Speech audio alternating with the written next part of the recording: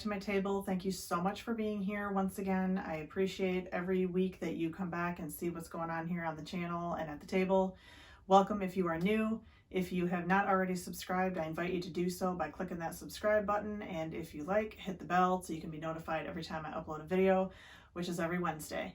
And also don't forget to hit the like button, help me to grow this community, and let's just get right on into creating.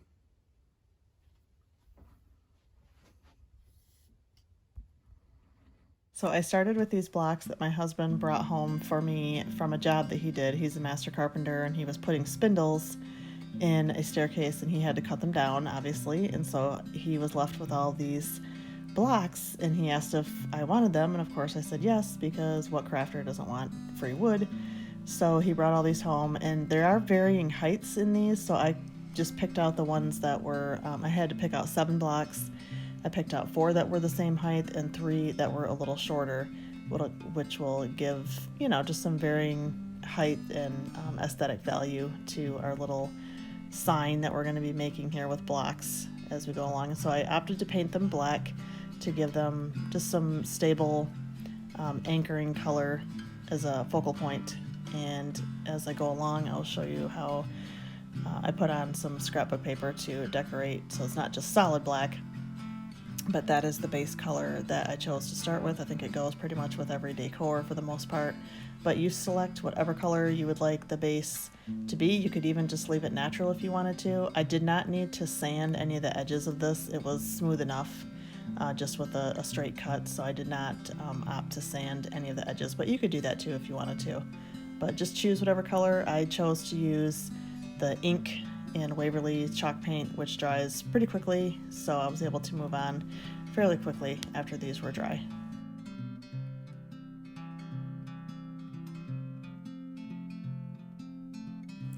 I have had these mini pads of scrapbook paper for a long time, so I finally found some use for them where they're a smaller sheet of paper, and I cut them into strips, and I just found some coordinating paper that goes together. They are different patterns, but they match in color, and I like polka dots and stripes together.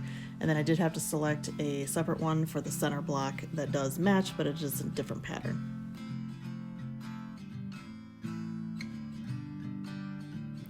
So what I did was I folded the paper that I had in thirds lengthwise, and this is about a 5x7 sheet of paper, and I cut those into thirds, and then each strip I took and wrapped around the center part of the block from the top to the bottom, because they are a little bit, like I said, a little bit taller, some are a little bit shorter, but I wrapped each strip of paper around using those glue dots that I favor so much because I feel like I can work with those a lot better.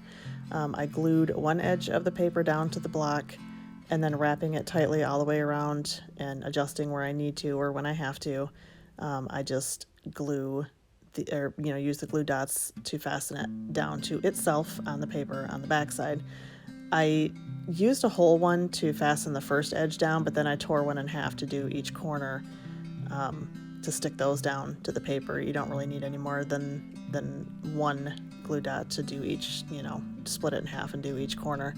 And I went through and I alternated the stripes and the polka dots across the entire set of blocks, except for that one for the center that I used a different pattern, but alternating polka dot stripe, and putting that different pattern one in the center block. And I just, like I said, I used the taller ones and just alternated tall, short, and came up with the polka dot and striped pattern with the opposite pattern in the very center, which you'll see once we get the letters going on this.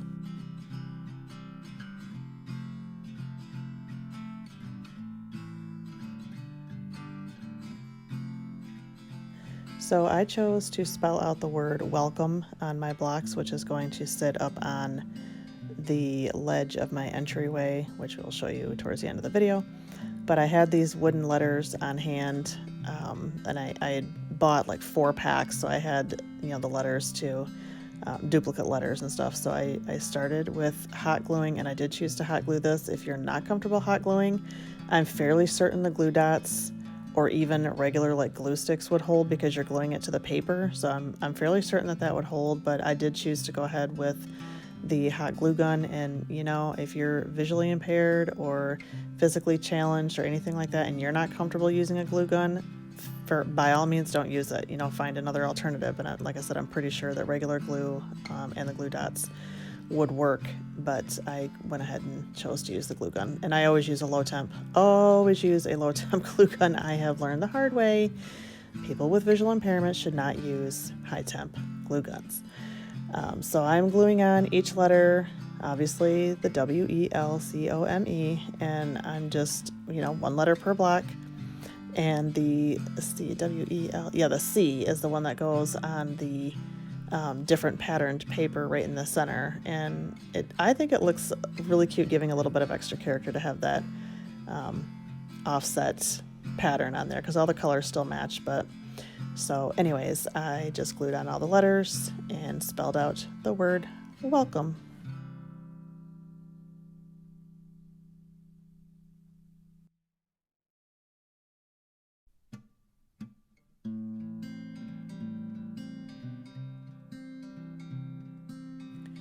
Okay, this last step is completely optional. I am a sucker for wooden beads of any kind. I don't know what my thing is with those. I kind of have an obsession with wooden beads. So I chose, just for a little extra added decor, to hot glue on a wooden bead onto the top of each one of these blocks. I don't know, I just thought it gave it a little extra something, and I thought it looked cute, but completely optional. You could choose to not put anything on there. You could choose to do buttons. You could choose to do some other kind of gem. You could choose to do, if you were going to do this for something else entirely, you could choose to do little characters glued on there, whatever. You could just leave it plain, whatever your preference is. But I just really liked the look of these wooden beads. I just think it gives it a little something extra, which I like.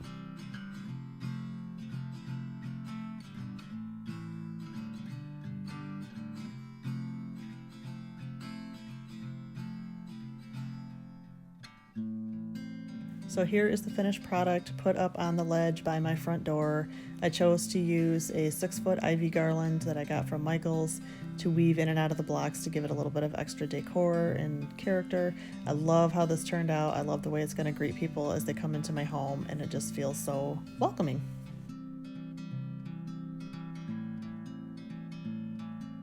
Well, that's going to do it for today. I really appreciate you taking the time to watch the video, and if you watched it all the way through to the end, I'm so thankful for you doing that. I appreciate that, and I do want to take this minute to kind of give you some other options and ideas for those blocks.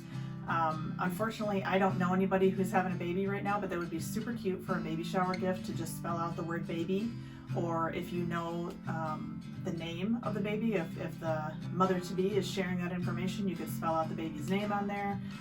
You could do anything from welcome baby or welcome baby girl, or just baby girl or baby boy, or whatever you want to do. That'd be a great housewarming gift to do the same thing with saying welcome or home, or possibly the intended recipient's last name or whatever. But I just think these would be a super cute gift. You could even do these as a child's gift by putting each letter of the alphabet on 26 blocks if you had that many, which I'm actually thinking about doing. There's just such a number of things that you can do with these blocks, and I'm actually probably going to do another video with a different option to do with these kind of things. I feel like maybe these are fairly easy to get a hold of. I hope they are. I mean, obviously they were for me, since my husband is a master carpenter and he brought home some cut spindles, so it worked out for me. But I would think that these would be fairly easy to get a hold of. But either way, however you can do it, they would make a really cute gift for somebody with their name spelled out on them. So I really hope you enjoyed this video. I hope you get a chance to make these.